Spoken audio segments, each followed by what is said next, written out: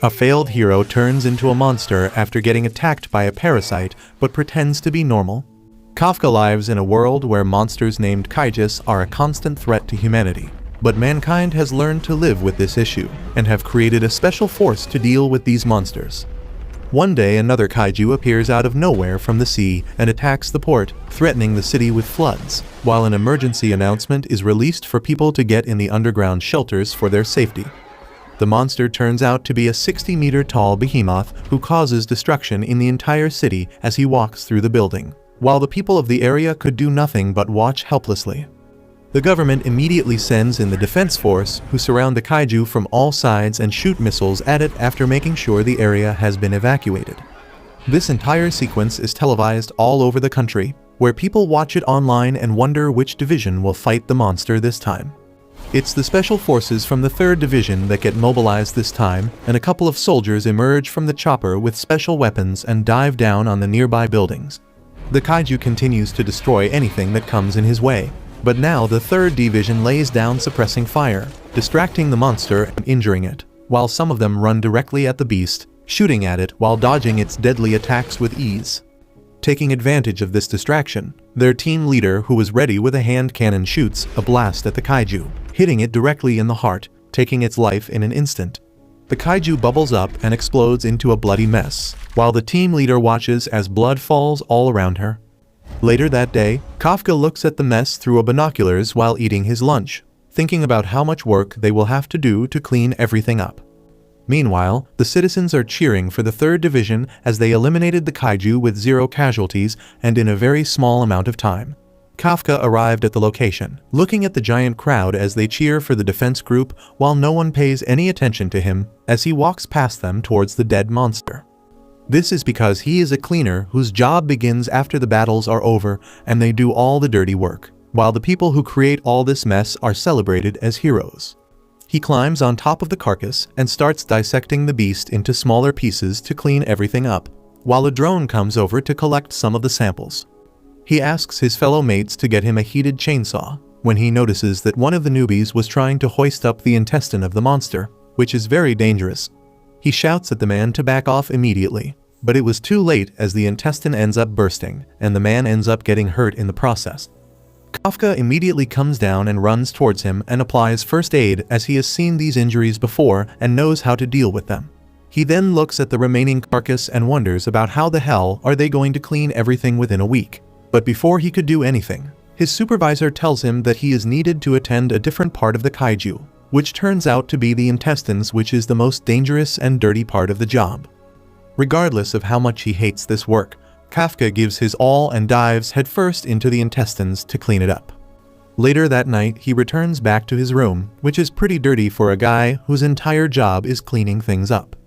He tries to get the smell of the intestines out of his nose, but after failing to do so, he notices the program on the TV showing the leader of the 3rd Division known as Mina, who is so incredibly talented that just at the age of 27, not only did she become the captain of her division, but has also slayed close to 100 Kaijus. This makes Kafka remember his past, as it turns out that Mina and him were childhood friends who once made a promise to each other that they will eliminate the Kaijus from the earth as they overlook the death and destruction caused by them. He snaps back to reality as the reporter claims that her popularity has made her a very strong candidate to become a future commander of the defense forces. He shuts the television as it was getting too depressing, but he reminds himself that cleaning is also a very important job, and because of his job, he is able to live in a decent apartment and eat whatever he wants to eat. The next morning, he heads back to work when his colleagues call him over to introduce a new part-time student that is going to intern with them. He tells Kafka that this kid is named Ikai and has the dream of becoming the member of the defense force, which is coincidentally the same dream that Kafka had when he was younger, but he eventually gave up on his dream and is now a veteran in the cleaning industry. Kafka turns around embarrassed and starts shuffling through his locker when Ikai asks why did he abandon his dream. Kafka replies that he tried his best, but there is always someone that will be better and one step ahead, and also claims that Ikai will understand that as he grows older. To his surprise, Ikai straight up tells him that he will never give up on his dream and moves away to get changed, while Kafka thinks about how he would have looked bad no matter how he replied to that question. Later that day they get back to the site and the supervisor starts assigning them their duties for the day, and puts Ikai in the group to clean the intestines, which makes Kafka happy for a moment, as this will teach Ikai how difficult their job is. But the supervisor tells Kafka that he will also be working on the intestines as he is the best at that job. Kafka cries at his bad fortune but immediately gets to work, while the supervisor tells Ikai that Kafka complains a lot, but he is an excellent worker, and that he would have made an excellent officer if he was able to clear the exam. Later that day they all have their lunch break, where Ikai has totally lost his appetite, which makes Kafka happy. But he had it just as bad and tries not to puke. He notices that Ikai is not eating anything, so he throws a vitamin drink at his face and tells him to drink it, while also offering him a pair of nose plugs to keep out the stench. Ikai refuses to follow his advice, but Kafka ends up forcing him to do as he says. Later that day everyone finishes up their work and leaves, while Kafka does one final check, noticing that the worst parts have been cleaned. Ikai arrives behind him and thanks him for helping him throughout the day, as without him, the day would have been much harder. Moreover, he tells Kafka that the age limit for the Defense Force exams have been relaxed to 33 years, and even though it is none of his business, he thinks that Kafka should try reappearing in the exam. After that Ikai begins leaving, but Kafka stops him to say that he is a good kid, embarrassing Ikai. But suddenly a kaiju appears right behind him from the ground, and would have killed Ikai, if not for Kafka, who risked his life to push him out of the way. They both fall over to the ground, injured, when Ikai tries to get up but is swatted aside by the monster. Kafka shouts at him to run away as fast as possible and call the defense force, but Ikai refuses to leave him alone. Kafka tells him that he can never be in the force if he dies here, which convinces Ikai to call for help, while Kafka grabs a rod and with a smile on his face distracts the monster while running away.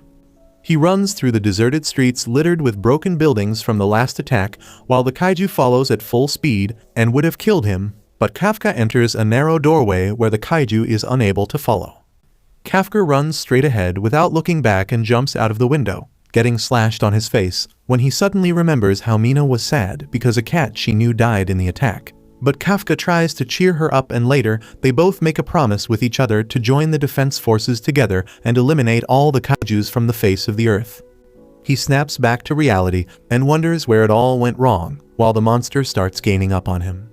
Kafka decides to take a stand and makes a plan to attack the legs, but the kaiju is way too fast and strikes at him before he could react, throwing up in the air as his entire life flashes in front of him. He falls to the ground, while the kaiju smashes his leg with its hand, leaving Kafka no choice but to accept his fate and die. Just as the kaiju was about to delete Kafka from this planet, Ikai arrives out of nowhere with an iron rod and hits it in the face, saving Kafka's life. Kafka shouts at him to run away, but Ikai claims that he has notified the defense group already, and claims that he could never become an officer if he can't even save someone's life. The kaiju starts attacking the young man, while Kafka wonders why the hell is he so weak and useless. He realizes that nothing has changed in his life, and even now he cannot save a single person, even though he dreamed of being an officer. Just as the kaiju was about to end both Kafka and Ikai's life, a white tiger appears out of nowhere and starts attacking the monster, causing it to explode and die on the spot. Suddenly, Kafka hears Mina's voice as she assigns her teammates different roles, telling them to secure the perimeter and take care of the injured people, while she searches the area for any other monsters. Kafka ends up losing consciousness and wakes up in the hospital at night, where he thinks about how Mina has achieved her goal and reached at a position where Kafka can never even think to follow her. He was feeling miserable when Ikai calls his name and he realizes that he is not alone. Ikai thanks him for saving his life and telling him to run away, before claiming that he thinks Kafka should really try to be a defense force officer, as he would be really good at that job. Kafka thinks about it, and with a new sense of inspiration, he decides to appear in the next exam for the defense force when he suddenly notices something weird flying around. Before he could scream about the kaiju in his compartment, the monster rushes in and lodges himself deep into his throat, muffling his screams, as Ikai realizes that something is wrong and rushes to check up on him. To his absolute horror, Kafka looks at himself in the window, only to realize that he has been turned into a kaiju himself. He screams at Ikai that he is Kafka, while Ikai is too stunned to say a word, but an old man from the hospital spots them, and immediately starts calling the defense forces while Kafka worries about how to save his life. The defense forces are immediately alerted and Mina assembles a team of kaiju hunters, while an alert is sounded for everyone to stay indoors and lock their doors, as a small kaiju has been sighted. Back at the hospital, Ikai can't believe what he is witnessing and wonders whether Kafka got devoured by a kaiju, but it becomes immediately apparent that the kaiju is none other than Kafka. The old man who saw everything starts freaking out while Ikai tells Kafka that they need to make the old guy understand that they will not harm him.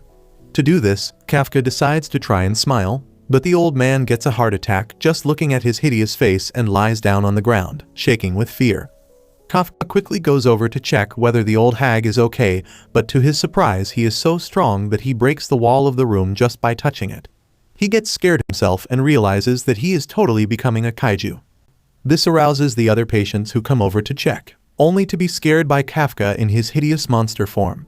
Ikai tells Kafka that they don't have a lot of time as the defense forces must be on their way to the hospital, so they both decide to flee the scene. Kafka immediately heads out to the window and tries to open it. Unfortunately, because of his strength, he completely destroys the window in the process. He gets really impressed by his own strength, but Ikai tells him this is not the time for that, and he jumps out the window. Kafka tries to jump out as well, but his jump is so strong that he falls somewhere far away. Ikai starts running down the street to try and find Kafka, when he suddenly spots him following him down the street. To his horror, Kafka doesn't even look like the normal kaiju now and has gotten even uglier with weird tentacles coming out of his body. Ikai asks whether he knows how to control them, but he claims that he can't control anything. Just then his tongue shoots out of his mouth and catches a bird before eating it alive, which really impresses Kafka as he always wanted to be Venom. But Ikai finds it disgusting and tells him to get a hold of himself. Somehow, he manages to revert back to the normal kaiju form, and they start running to find a place to hide when Kafka tells Ikai that he really wants to pee. Ikai tells him to hold it in as they don't have the time, but Kafka is unable to hold it and ends up peeing out of his chest. This really embarrasses Kafka, who realizes that he is never going to get married and will die a virgin if anyone gets to know about it. Ikai tells him that they have other stuff to worry about and tries to drag him. Kafka stays on the ground and asks Ikai whether he thinks he can join the defense force even now. Ikai immediately shakes his head, claiming it's impossible as they will kill him on sight. Kafka starts going through a midlife crisis, realizing that his dream will always stay a dream and that he can never catch up to Mina. Ikai ends up finding an abandoned construction site and tells Kafka that they should be safe here if they hide, but just then Kafka gets a weird feeling about something coming from below the ground, and suddenly there is a huge explosion on the other side of the city. Ikai tells him that this is lucky for them as now the defense forces will have to deal with the other explosion first, giving them extra time to hide and figure this out. It turns out that another kaiju has emerged from the ground, completely destroying a house, trapping a woman while her daughter cries as she tries to free her from the fallen debris. The mother tells her to run away, but the child is adamant and tries to move the items trapping her mother but fails to do anything. Just then, the kaiju appears behind them and breaks through the remaining wall to claim its food, but just as it opens its mouth to devour the poor girl, Kafka appears out of nowhere and punches him straight in the face, blasting it away. He surprises even himself with his power, but immediately turns his attention towards the little girl, asking whether she is okay. The girl starts crying out of fear, so he tries to lighten up the mood by making funny faces, but it all goes to waste, as his ugly face can make even Donald Trump cry. Thankfully, Ikai comes to save the day and comforts the girl while Kafka removes the fallen debris from her mother. Ikai quickly checks on the mother and thankfully realizes that she is still alive and is just unconscious right now. Before they can feel completely safe though, the kaiju arrives once again, looking uglier than ever to claim its prey. Kafka tells Ikai to take the mother and the child to safety while he deals with the monster. Ikai asks what is he planning to do, and Kafka replies that he is going to punch the monster as hard as possible, hoping for the best. Ikai immediately runs away with the victims, while Kafka charges his punch that start glowing with electricity and delivers an uppercut so strong that it rocks the monster completely, blasting it in the air as it completely explodes into nothingness. Kafka is beyond shocked as a bloody rain starts as the remains of the monster falls to the ground. While hiding behind cover, Ikai asks whether Kafka is still in control of his body, and he claims that it's alright and everything is fine. He walks up to the little girl, who hides behind Ikai, and tells her that she doesn't have to worry anymore as she is safe, and soon the defense forces will arrive to help her. Ikai tells Kafka that he has called an ambulance and urges him that they should leave before anyone arrives. Kafka, however, was still stuck on the dream about becoming a defense force member and standing alongside Nina as an equal. He turns towards Ikai and removes his face mask before telling him that his dream about becoming a defense force member is still alive and he will give the exam. Later that night, Mina arrives with her team, only to find the kaiju already eliminated.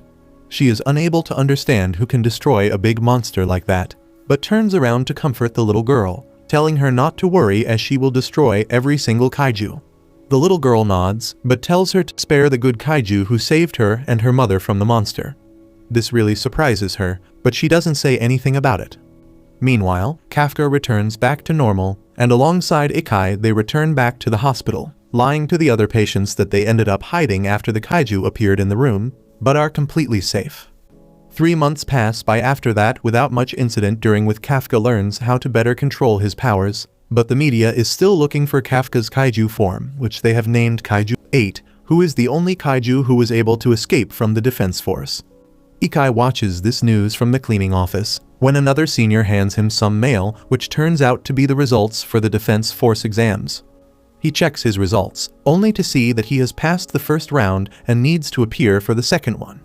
The senior hands him another envelope containing Kafka's results and asks him to take it to him, as Kafka is on the site, cleaning a body up. Ikai takes the results and starts walking, but checks it on the way, only to see that Kafka has passed as well. He takes the results to the site, where Kafka is having lunch atop the body in his kaiju form. Ikai immediately dropkicks him, claiming that the defense force will exterminate him on sight if they saw him, and Kafka apologizes, claiming that he still ends up slipping up once in a while. After rubbing his face, he asks Ikai whether he is fine now, but he still has his fangs, and Ikai shouts at him to quickly take care of it and shouts at him for being so careless as he is all over the news. Kafka finally reverts back to normal, and Ikai hands him his results, which he looks at and is glad, but Ikai asks why isn't he happier. Kafka then explains that he always passes the first round but fails in the second. He then tries to open a bottle, but ends up crushing it completely as he transforms into the monster, which makes Ikai tell him that he shouldn't give the exam, but Kafka begs him to not abandon him, and Ikai agrees before leaving. 10 days later they head to the exam stadium, which is huge and crawling with security. They look around at all the different examinees when a blonde girl heads over to them and asks Kafka to move his van somewhere else as she wants to park there. When Kafka refuses, she takes her overcoat out and uses her special power to literally grab and throw the van aside like a toy. This really shocks Ikai, who asks about her identity, and she claims that she is examinee number 2016, and her favorite pastime is to kill a kaiju. She then moves towards Kafka menacingly and sniffs him before asking why the hell does he smell like a kaiju. This really scares him as he wonders how to escape this predicament without blowing his cover and getting killed. The girl introduces herself as Kiko, who seems to be pretty rich, and talks down to Ikai about how they should have simply given her the parking space. Just then, to their surprise, Kafka walks up to the flipped van and puts it back up by picking it like a toy. This really shocks Kiko, who wonders whether this guy also has a special suit like her. He tells her not to scratch the van as it is company property, but before he could take the space back, her butler rolls up in the G-Wagon, taking the parking space all for himself. Kafka gets mad at this, but he has no other options left, while Kiko starts walking away with her butler and her guards, showing how much of a baller she is. Kafka was ranting about her when he noticed that Ikai looks super mad. He knows that Kafka used his kaiju powers and reminds him that if anyone saw it, Kafka would be killed and Ikai would be imprisoned as well for not disclosing this information. Kafka tries to defend himself and claims that he was being smart about it and only transformed his hands to pick the van up.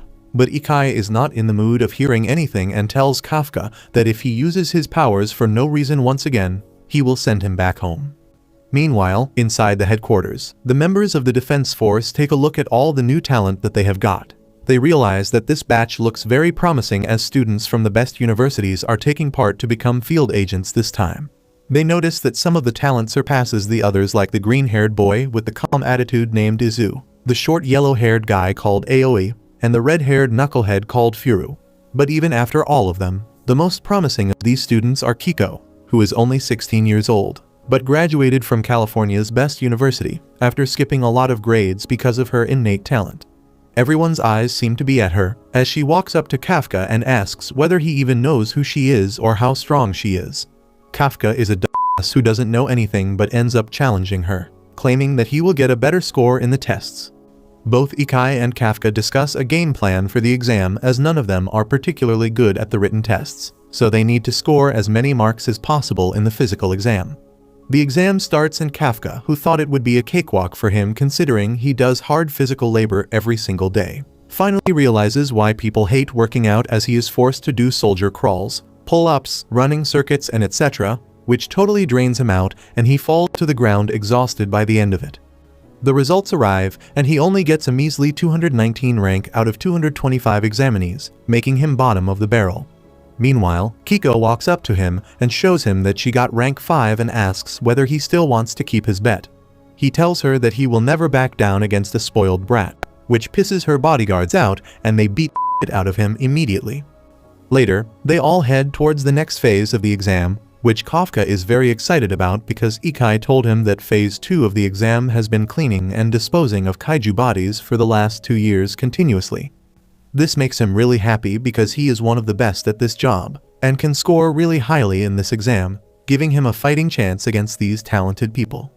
Soon, the vice captain of the 3rd Division arrives in front of them styling a bowl-cut hairstyle and introduces himself as Hoshina. He tells them that the next part of the exam is going to be very fun and opens a gate behind him. Kafka watches with eager eyes as he waits for the announcement to wear kaiju disposal suits and clean some bodies. But to his absolute horror, the next test turns out to be kaiju elimination. He looks at Ikai annoyed, but Ikai claims that they must have changed it this year recently, and he can do nothing about it. Hoshina explains how the test is going to operate, while one of the Kaijus runs up at him from behind, scaring Kafka, who falls to the ground, but before it could reach Hoshina, the barriers come down and blocks him, while the guards aim their guns at the monster, ready to shoot. Kiko starts laughing at Kafka for being such a coward and moves inside. They are taken inside a room where they are given a special suit that all kaiju hunters wear. They all start putting the suits on, while Hoshina explains that this suit is their best weapon against the monsters, as it is made by the materials obtained from a dead kaiju. It also has a special property of boosting the strength of the person wearing it, which is very important in a combat situation. Ikai puts his suit on, and to his surprise, the suit immediately gets fitted to each and every muscle of his body as if it was the venom. He realizes that he is not only wearing the suit, but the suit has basically become integrated with his body. Hoshina announces that the suit can take out the latent power of a person known as the combat power, which shows them how much strength they have and how synchronized they are with the suits. He announces some of the best numbers of this batch, and Ikai is the first one with 8% combat power, Izu with 18%, Aoi with 15%, and Furu with 14% combat power. Hoshina tells them not to worry as even after rigorous training, it is only around 20%, and usually they are lucky only to get one student that has over 10% combat power. Suddenly the girl wearing the glasses gets shocked and tells Hoshina that Kiko has 46% combat power. This really surprises Hoshina as he realizes she is already on the level of a platoon leader right now, and has set a record for having the highest combat power that they have ever seen in a newbie. Ikai seems to be bothered by his low power, but Hoshina tells him not to worry as even 8% is impressive, and they only need to worry if they get 0%, which he has personally never seen before. Suddenly, the Four Eyes claim that Kafka has 0% combat power. This totally cracks Hoshina up as he watches Kafka trying his hardest to draw out any combat powers. He starts rolling on the floor laughing, asking Kafka whether he has constipation, while a red-faced Kafka starts sweating at the thought that he is probably going to fail the moment the test starts. Kiko seems to be annoyed as she wants to see the power Kafka showed her in the parking lot, but there is no time for it as the final test starts. They all stand atop a ridge while Hoshina tells them that these Kaijus have killed over 16 people last year, but were captured alive as they wanted to train the newbies with it. He tells them to fight them with all they have got while the drone camera will follow them, and if anyone gets seriously injured or looks like they can't continue, the lab will deploy their shield, and they will immediately fail the test. The test starts and all the participants jump into the area, while Kiko shows them how it's done as she jumps up to a building and starts running on it to overtake everyone. She runs around the area and spots a kaiju sitting out in the open, which she blasts to shreds without even stopping and moves on to the next area. She jumps on a building and kills another kaiju that 2 trainees were fighting and keeps running, while Kafka tells Ikai to keep up as they will fall behind. Ikai looks back and tells Kafka that he is the one lagging, but Kafka tells him that without the power of the suit, the guns are really heavy and hard to operate. Ikai asks what should they do as they clearly don't have much firepower to match the stronger participants. Just then, Hoshina announces that the captain of the 3rd Division, Mina, will also be watching the exam. This reminds him of the promise he made to her all those years ago, and he decides to keep trying no matter what. He tells Ikai that they are being followed by drones individually, which means that apart from killing kaiju, the force is also looking for adaptability and teamwork, which they can show by being good supports. He throws away his rifle and takes out his handgun and starts running towards the action. He finds Izu's group struggling to kill a kaiju when suddenly Kafka notices the hooves on its fingers. This reminds him that he has cleaned and disposed of this kaiju before and knows its weaknesses. He immediately takes out his flashbang and decides to play some CSGO as he throws the grenade without warning his teammates. The flashbang explodes, and it immediately causes a lot of pain to the monster and stuns it. Kafka explains that this kaiju can't see well, but has excellent hearing. He then turns towards Izu's group, who is also confused, and tells them to target its belly as it is the weak spot of this monster. Izu seems a bit skeptical, but follows the advice and shoots it down in the belly, killing it immediately. He thanks Kafka for his help, who starts running towards the other end to find some more action, when suddenly another kaiju emerges and hits him square in the body, injuring him as he falls down to the ground. Ikai has no idea what to do, while the 4 eyes in the lab tells Hoshina that Kafka's internal organs have been damaged and he has multiple fractures. Hoshina tells him to ready the shield, but Kafka is not ready to give up as he tries his best to get up and face the beast. The kaiju runs up to him and gets ready to finish him off, when suddenly it gets shot at and is destroyed immediately. The shooter turns out to be Kiko, who tells him that she wants to see his true strength and walks away. Ikai immediately goes near Kafka, who realizes that his leg is completely fractured. Hoshina tells him that his vitals are damaged and that he should drop out of the test for his own safety. But Kafka is not done yet and manages to somehow stand up as he thinks about how everyone else always surpasses him. He screams that he is not going to lose this time, and to everyone's surprise, his combat power goes up by 0.01%, which makes them realize that maybe this guy can still pull it off. Everyone is surprised that Kafka stood up despite a broken foot, and Hoshina warns him that he is allowed to continue, but if it looks like his life is in danger, he will forcibly make him drop out the next time. Kafka tells Ikai to ignore him and head on ahead, but he says he will support him because they make a good team. Kafka takes his hand and climbs on his shoulders so that they can move forward. Everyone stares at the weird duo and Hoshina can't stop laughing. He even suggests that they should pass these guys already because they need comic reliefs like them in the defense force.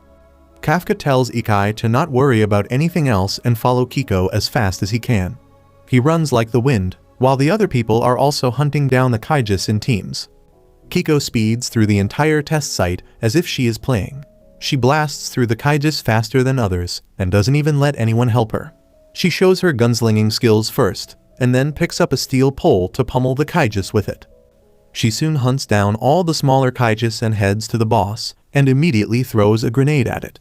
The kaiju takes some damage and loses its balance because of the explosion, and Kiko does some parkour to reach a high spot and jumps towards it. She does a split over the kaiju's open jaw and shoots its insides. The monster's body bubbles up and explodes, and Kiko gets back to the ground before the kaiju's demolished body falls down. The proctors are impressed, and Four Eyes tells everyone that the test is complete and they can begin heading back now. Kafka is shocked to hear this and complains that Kiko is unfairly fast. Both he and Ikai fall to the ground and catch their breath. Meanwhile, Hoshina and Mina are impressed by Kiko's abilities because no one retired and the casualties were kept to a minimum thanks to her. Hoshina says that this was to be expected of their director's only daughter, and she will surely become a ray of hope for the country in the future. Meanwhile, Kiko is satisfied with her flawless performance, and after catching her breath, she decides to return to rub her achievements on Kafka's face. However, just as she turns around, a mysterious figure appears behind the smoke screen. It turns out to be a human-sized kaiju, and before Kiko can react to it, it shoots her through the heart. On the other hand, Kafka and Ikai think they only have to wait for results now, when suddenly, they hear other participants screaming. They turn around and see the Kaijus they just killed rising up and mutating into something much more powerful. Everyone panics and Ikai suggests Kafka to get out of the place, but he suddenly hears the voice of Kiko groaning from pain and bleeding out. She somehow managed to save her life by focusing the entire shield over her heart, but her troubles are far from over, as the large kaiju she just defeated has also come back to life thanks to the mysterious mushroom kaiju. She wonders what kind of kaiju it is, when it suddenly asks her if she can still move. Kiko freezes on hearing the kaiju talk, because there has been no record of them talking yet. Not only can the mushroom kaiju talk, he is also intelligent and sympathetic enough to let the healing kaiju deal with Kiko to get his revenge. Kiko gets up and takes aim, but the mushroom bastard shoots her arms and legs, causing her to fall to her knees. She screams in pain, and the voice signal reaches the monitoring station. Four Eyes tries getting a visual on her, but the drones are not working well now.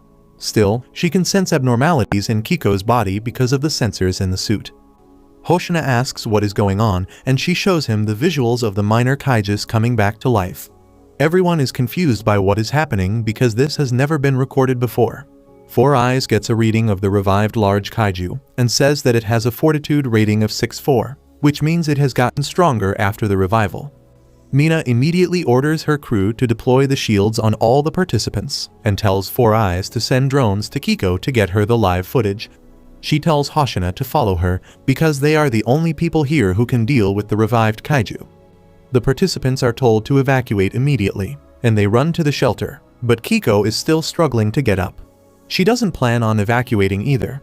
She knows that if she doesn't stop the huge kaiju, a lot of people will die. She uses the special features of the suit to repair her injuries temporarily and gets back on her feet. She thinks that since she can still move, she can still fight. She yells that she needs to be perfect and takes aim, but the kaiju just slaps her away. Kiko suffers some serious injuries, and then suddenly she sees a flashback of her childhood. She had scored the perfect score in her school examination, and her friend was happy for her. Kiko herself was proud of her achievement, but then her friend's father came to pick her up. On seeing the bond between the father and daughter, she felt envious. She heard the parents of all the students who had come to receive them and cheer them on, and felt lonely. Only her butler came to greet her, and told her that her dad would be pleased with her results. Kiko put on a cheerful face in response to the butler's words, but at night, her dad said that no one cares that she got a perfect score because taking time to celebrate small victories makes one complacent.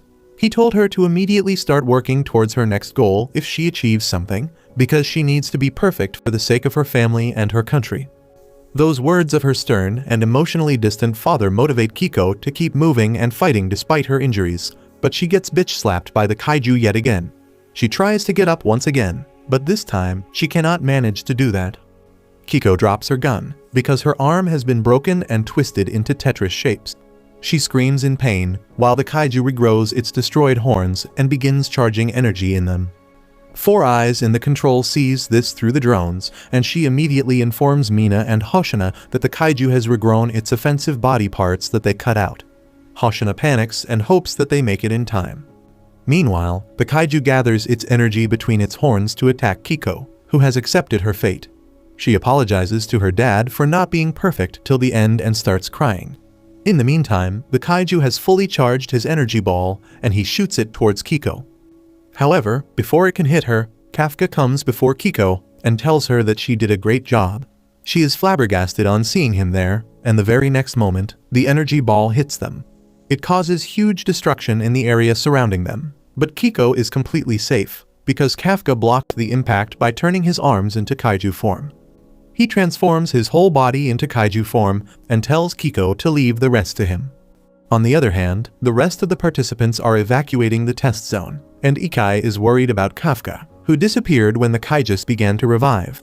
Ikai knows that Kafka will transform into a kaiju to save Kiko, even if it means that he will risk getting killed by the defense forces.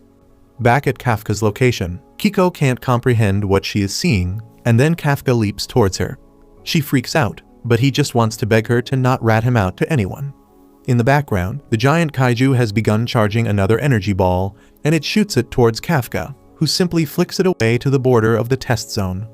Kafka tells Kiko that he will explain the details to her later, and she should just relax right now because it won't take him more than a couple seconds to deal with the kaiju. He begins channeling his strength, and the readings are recorded by the drones. Four Eyes can't believe that a new kaiju has appeared on the scene, and on top of that, its fortitude ranking is an unbelievable 9-8. She can't confirm it with visuals but reports it to Hoshina, who thinks that the sensors malfunctioned because of the explosion. Because if there is a kaiju with a fortitude rating of 9-8, then it is the strongest kaiju humanity has ever seen. Back at the battle site, Kafka is ready to destroy the giant kaiju in one hit. His body modifies to give him extra traction and jet boost behind his arms to maximize the impact of his punch. The giant kaiju runs towards him and tries punching him, but Kafka meets its punch with his own. Kafka's punch overwhelms the kaiju, sending its arm muscles flying first, and then the muscles from its entire body. The kaiju is blown to smithereens, and when the dust clears, only its two hind legs are on the ground, while everything else falls from the sky as the rain of blood and body tissues. Kiko watches this, flabbergasted at the destruction in front of her. Kafka confidently tells the kaiju to return to life from that, and the organs immediately begin to show movement again. He panics and takes it back, begging the kaiju to not come back to life, and it surprisingly falls dead for good. Kafka then suddenly turns around and rushes to Kiko, saving her from a kaiju that was going to attack her from behind. He reveals his face from within his transformation and smiles at Kiko, saying that he is glad that she is fine. He tells her to not put herself in reckless situations like that again, and suddenly, Ikai arrives there and hits him with a karate chop to the head, saying that he should try to ingrain that advice in his life as well. As Ikai lectures Kafka about being reckless and transforming into a kaiju when officers of the defense force are present nearby, Kiko collapses. They evacuate the site, and soon, Mina and Hoshina arrive at the scene of carnage. It reminds them of the demolished kaiju that they saw 3 months ago. There are a lot of strange things that happen this time, and Mina tells everyone to focus on cleanup while she goes to clean up the remaining mutated Kaijus. Meanwhile, Kafka is back in the hospital with some fractures, and Ikai is looking after him. Mina pays them a visit and thanks them for bringing Kiko back to the rescue center safely. She salutes them and leaves, and Kafka can't bring himself to call her, because he wants to wait till he becomes an officer. On the other hand, Kiko is receiving treatment using the most advanced medical equipment, and when she wakes up, she finds Hoshina there for her. He thanks her for defeating the revived huge kaiju that kept casualties to a minimum. Kiko hesitates on hearing that, but she remembers that she must keep Kafka's secret, so she declares that she was the one who killed the huge kaiju. On the other hand, the mushroom bastard is in a public toilet, listening to news about how there were no fatalities in the exam despite Kaijus reviving. He can't believe that, and wonders if the captains are so strong that they can save everyone so quickly. Suddenly, he gets a call, telling him that break time is over, and the kaiju transforms into a man, complaining that humans are so fussy about time. He wears his clothes and goes out, telling his co-workers that he just had a bad stomach. Coincidentally, he works in the same monster cleaning company as Kafka and Ikai, and no one suspects anything about him being a kaiju, despite him being lousy at controlling his body. A few days have passed, and the results for the Defense Force exams are going to be declared soon. Kafka is panicking amidst fears of flunking this time too, and as Ikai tells him to calm down, they suddenly receive their results via mail. Both of them are overcome with nerves. Kafka nervously pulls out the letter and his eyes widen in surprise when he reads its contents. The next day, all the past students are gathered in the headquarters of the Defense Force. Izu and Aoi have passed along with all the other favorites, but Kafka is missing. Kiko enters the room late, and a girl rushes to congratulate her because she topped the exam results. The redhead Furu collides with Ikai, and immediately recognizes him as the guy with the uncle-like guy. They introduce themselves to each other, and quickly become friends. Furu asks him what happened to Kafka, and Ikai is nervous about what to tell him. Soon, Captain Mina enters the room, and the induction ceremony begins. Kiko is called to the stage as the representative of the incoming class, and Mina gives her the oath while declaring that all the 27 people selected in the test are now officers working for the Defense Force. Kiko takes the papers and salutes Mina, swearing that they will lay down their lives to protect their country. Mina thanks her for handling the situation so well during the test, and Kiko is taken aback on hearing this, as she feels guilty for taking credit for Kafka's actions. She looks at the people gathered below, and wonders why is Kafka not among them. Suddenly, Kafka nervously walks into the room, apologizing to everyone for coming late, much to everyone's amusement. It turns out that initially, Kafka had failed the test. When Mina and the rest of the officers were gathered to evaluate the candidates, everyone agreed that Kafka lacked the physical abilities to be an officer, and he could not even draw the power from his suit. Mina was about to pass her verdict, when suddenly Hoshina declared that he would take Kafka. He said that even though Kafka is weak by himself in the test, he was a great support for everyone else.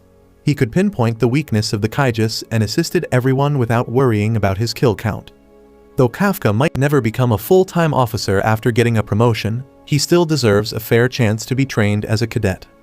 As Mina recalls this, she softly smiles at him. She announces that Kafka is being enrolled only as a cadet, so she made him sit out during the officer induction ceremony. All the major players are surprised by this exception, but they knew that Kafka would make it. After that, Mina addresses everyone and thanks them for passing the hard test to become a Defense Force officer. She asks everyone to entrust their lives to her, as she is going to lead them from the front into the battlefield. Kafka suddenly declares that he will also be standing by Mina's side soon, and the entire room is thunderstruck.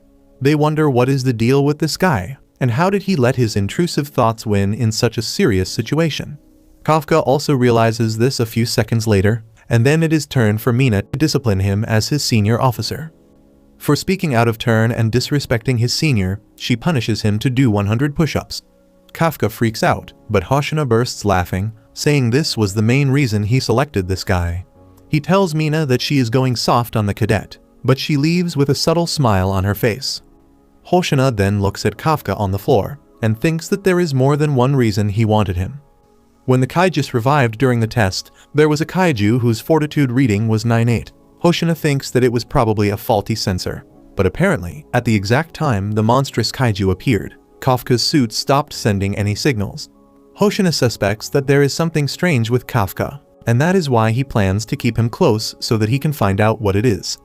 On the floor, Kafka has expended all his energy in doing just 100 push-ups, and he falls down as everyone cheers on him.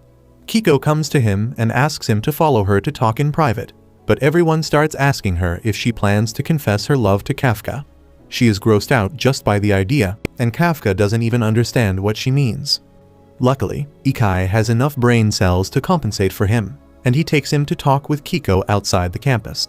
There, Kafka tells her that he ate a Kaiju and became one, and she can't believe it.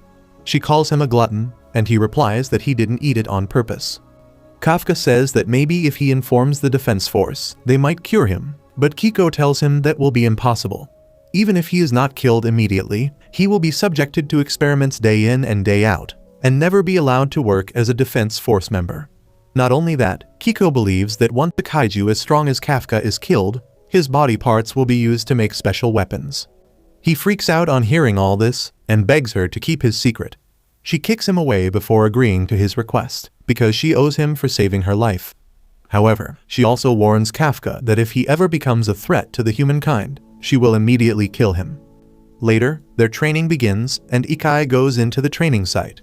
He hides behind a pile of rubble and shoots a target that pops up next to him.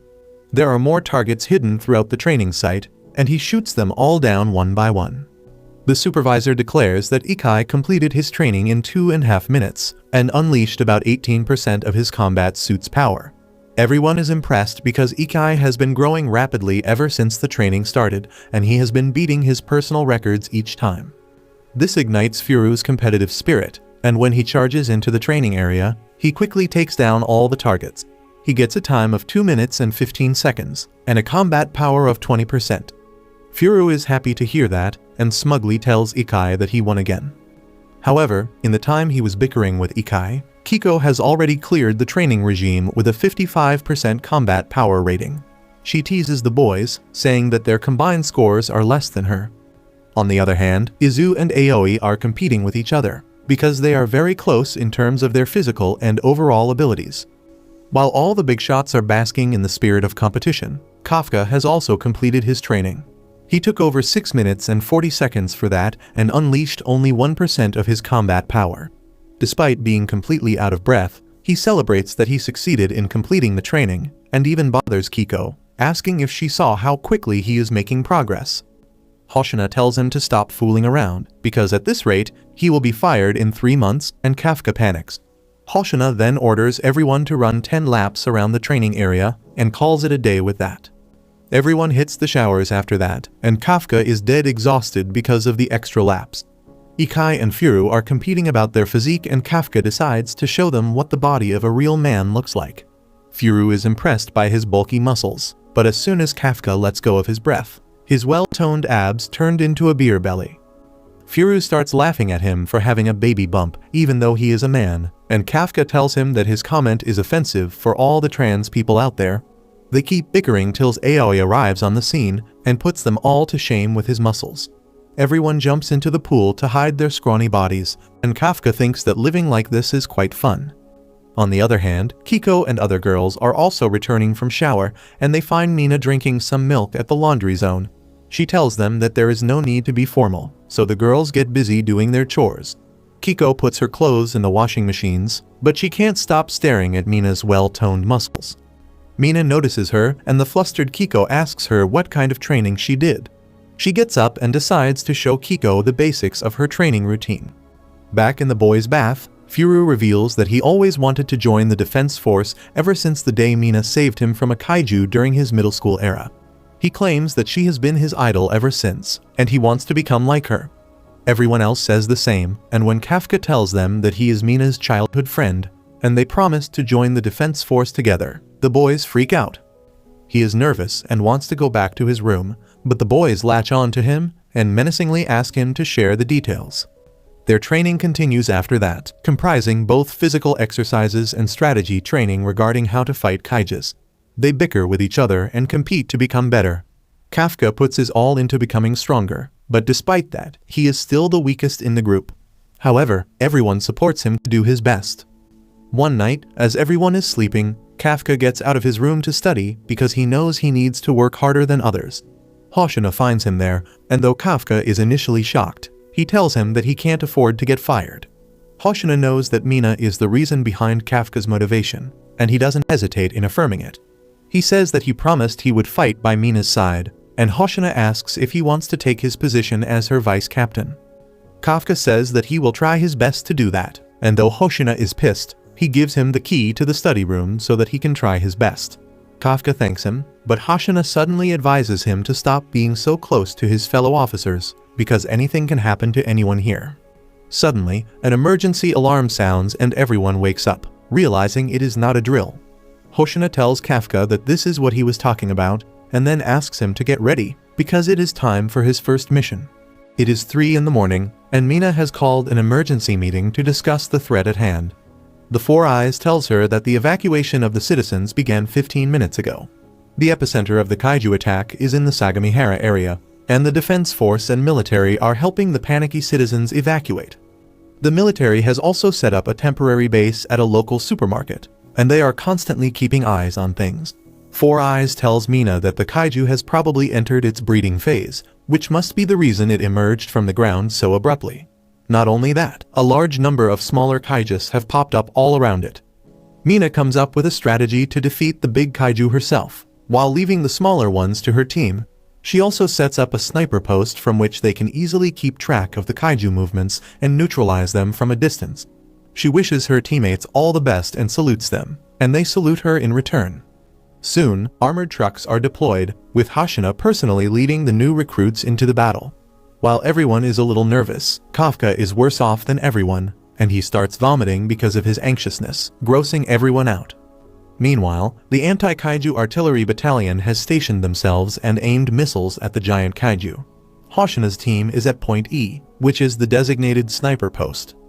Kafka is feeling better now, but the sight of the gigantic walking mushroom-like kaiju makes him quite worried.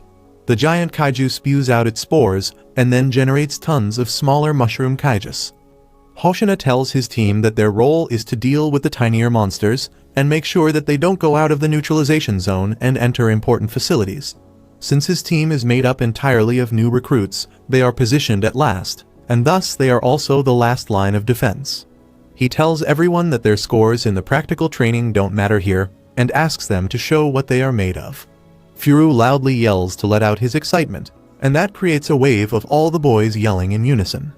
Ikai calls Kafka, saying that it is the moment of truth, and he agrees, because this is his chance to prove his abilities in the battlefield and avoid getting fired. He is nervous, but also equally excited, and Ikai tells him that they will make sure that their first mission is a grand success. Soon, the smaller Kaijus enter Zone E, and all the recruits jump from the building to face them. Well, everyone except Kafka, who cautiously climbs down to avoid breaking his bones even before the mission starts. On the other hand, Mina has also reached sniper point, and Four Eyes instructs all the teams to lure the giant kaiju in her line of fire. The artillery unit fires its rockets at the giant kaiju first, and then the aerial forces open fire too. That causes the kaiju to change its direction away from the rockets. Meanwhile, Kafka and others are waiting for the smaller kaijus to show up. Kafka feels confident and thinks that he can manage to unleash significant combat power from his suit. But while he is doing that, a kaiju comes there and sends him flying into a garbage dump. Kiko yells at him to stay behind because he can only command 1% of the suit's power. Suddenly, their seniors begin cursing their luck because they are stuck taking care of the newbies. This pisses Kiko off, and she instantly blows the head of one kaiju with one shot. She begins her onslaught, absolutely demolishing the kaijus, much to the shock of the arrogant senior. Kafka also gives her a thumbs up, and while Kiko tries to act like it doesn't matter to her, her suit clearly detects an abnormal increase in her heartbeat. On another location, Team F manages to bring a kaiju down to its feet, and Furu blasts its head off. He tries showing it off to Ikai, but when he turns around, he is shocked to find that Ikai defeated a kaiju by himself. Ikai reveals that he changed the blast rounds for freezing rounds in his gun, which helped him stop the kaiju from moving, and he believes that this is the unique hunting style he must perfect. In Zone J, Aoi is facing a kaiju by himself. He dodges its attack and then starts shooting it, rapidly destroying its entire body. Izu also tries to shoot down some smaller kaijus, but either they are too fast or he has learned shooting from stormtroopers. He decides to improvise and shoots an electric pole, causing it to fall down and block the path of the kaijus. With that, he easily blasts all the kaijus. The seniors are shocked by the performance the newbies are showing, and even the platoon leader remarks that they exceed even her expectations. However, Izu and Aoi are just competing with each other to see who can hunt more monsters. Other recruits also perform well, and soon, Zone J is cleared of all the small kaijus. Kafka can only be amazed as he hears this report, and then he hears that even Zone F has been cleared thanks to Ikai and Furu. He feels that he is getting left behind and wonders if there is something he can do. He suddenly gets an idea as he recalls the senior talking about how they don't know the weak point of the kaijus yet. Kafka notices the body of a dead kaiju behind him, and determines to contribute to the fight in the way only he can. He begins tearing apart the kaiju's body with ease, thanks to the 1% power of the suit he has managed to draw out. He is amazed by the suit's performance, and wishes that they gave some of these to the guys who do the cleanup. He cuts the interiors of the kaiju and finds that it is a pretty standard fungal-type monster, but the core is not where it usually is. He looks around for the core, and immediately contacts Hoshina about his discovery. Kafka tells Hoshina that the kaiju's core is located at the base of its neck, but it is protected by hard muscles, so hitting it from the sides will be most effective. Hoshina is impressed, but then Kafka reveals a surprising fact to him. He says that even the smaller kaiju have reproductive organs, and if they don't destroy them, they may keep on respawning. Hoshina tells Kafka that he did a damn good job and then asks Four Eyes to relay the information to everyone. Kafka feels proud that he really helped the defense force, and then he immediately heads to neutralize the reproductive parts of the defeated kaijus, determined to do what it takes till he can stand by Mina's side. Suddenly, he hears a huge explosion behind him, and turns around to find that the artillery and helicopters have led the giant kaiju to the designated combat zone. The helicopters withdraw, and then all the teams in the combat zone shoot the legs of the kaiju to immobilize it. It is Mina's chance to shine, and she points a giant-ass sniper cannon at the kaiju. She locks the target and calibrates her gun for all the variables, and then gets ready to fire while thinking about Kafka. She begins loading the gun, and her unleashed combat power reaches a whopping 96% before she presses the trigger. The energy shot flies towards the kaiju and blows a gigantic hole through its body, clearly exposing its core. All the recruits are flabbergasted by this display of power, but none more than Kafka. Mina loads the second round and fires it at the Kaiju's head, completely demolishing it. The Kaiju falls, rattling the earth for a few seconds, but Mina is not yet done with it. She loads a third round and shoots the Kaiju's dead body. Four Eyes exclaims that the Kaiju has stopped moving completely, but Mina loads a fifth round as well. Everyone is shocked and Four Eyes tells her that there is no need for that, but Mina simply asks her to give her the green signal. Once she receives it, she fires again. Kafka is truly amazed, and then Hoshina comes there, asking if he plans to give up on standing by Mina's side now. Kafka asks him if he himself can match Mina's power, and he clearly denies it, stating that he is not good at dealing with the big ones. Just as he is about to talk about the smaller monsters, a Kaiju jumps behind him. Kafka points his gun at it, but Hoshina simply draws out his blade and unsheaths it, and the next moment, the Kaiju is split neatly into 20 pieces. Kafka is astonished, and then Hoshina shows his blade to him, saying that he comes from a long line of Kaiju hunters, so he is probably the best at dealing with mid-sized and small Kaijus. Suddenly, another energy shot flies towards the giant Kaiju, and then Mina tells Hoshina that she is done now. However, for Hoshina and others, the show is just starting because the thousands of tiny Kaijus inside the body of the main one have started to awaken now. Their massive army floods the streets, and Hoshina tells his underlings that they should quickly clean up the small fries and return to the base in time for breakfast. Izu and Aoi thinks it is easy for him to say, and this is the chance for their seniors to show them that stamina is as important as firepower in this line of work. While the seniors rush to action, the platoon commander comes up behind the two boys, telling them that they are free to retire now. They are not going to give up, but all the new recruits are tired, and Four Eyes can see that on her screen. However, Hoshina believes that only those who can endure this situation and press forward will reach the next level. Most people who join the defense force retire as their combat power reaches 20 to 30%, but those who can cross that barrier reach the captain rank. Hoshina knows that Kiko has already crossed that barrier, and according to him, the next to do that will be Ikai, who has been neutralizing Kaijus without anyone's help. However, Ikai is really exhausted now, but despite that, he rushes to the main combat area along with Furu, who is jealous of his progress. On the way, they notice a guy wearing the coat of the cleaning company looking at the Kaiju corpses. Furu tells him to get out of the area since it is dangerous, but the man keeps rambling about how the reproductive organs he put in the Kaijus have been destroyed. He says that maybe someone in the defense force knows all about Kaiju, and then turns around to ask the two boys if they know anything, while his face starts to morph spontaneously. If you liked this video, make sure to subscribe for part 7, and make sure to check out this brand new anime about the strongest hero who pretends to be normal to live a quiet life.